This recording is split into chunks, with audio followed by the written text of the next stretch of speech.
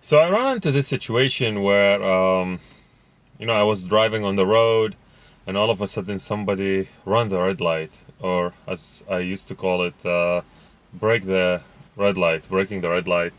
And I don't know. Immediately, I waited a few seconds, and then I tapped on the save video button on the Tesla dash cam, and okay, so I saved that video. That was like probably 4 days ago.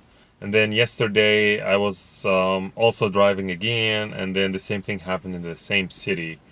I mean, this is bad because it's happening a lot. It happened to me before, but I didn't have a dash camera in my older car. And when I got my Tesla, it didn't have the dash cam anyway. Till, like, I don't know, I guess a few months ago when they added the feature. So I was like, okay, so I saved both videos, and then when I got back home, I unplugged the USB, I pulled the video, and one of them you can actually see the license plate. The other one, I think the resolution for the camera is not enough to figure out the license plate. So that's a limitation.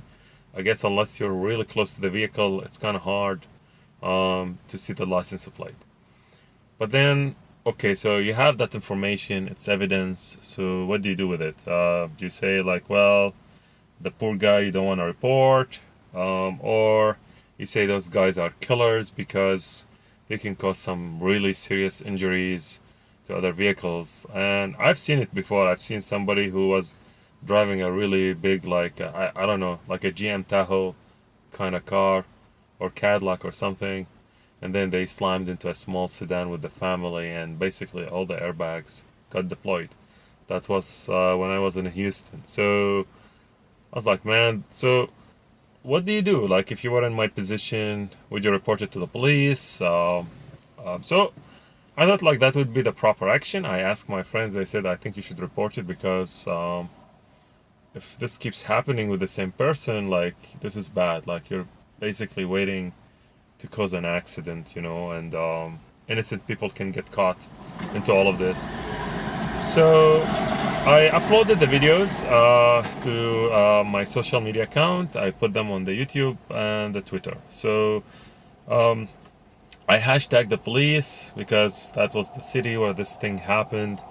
And actually, I thought to kind of like, because I got a reply saying that you should basically send them an email with the original footage so that they can kind of check it out. So I didn't find any email or anything. So I got their phone number and I gave them a call.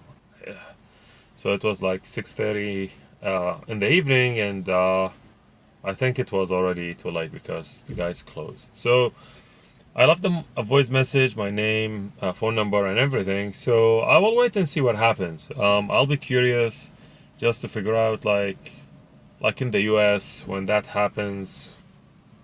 Okay, what's the protocol? Anything happens, or they just say like, sorry, can't do much, whatever. So I don't know.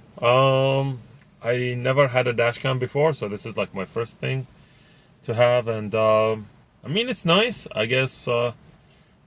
I mean, thinking about it, if people know that a lot of cars like Teslas, say like you have a lot of Teslas on the road, and everybody has a dash cam recording, and if people think that they are being monitored, I guess, or some surveillance thing, then maybe they will obey the traffic laws a little bit more often because you don't really know who's recording you.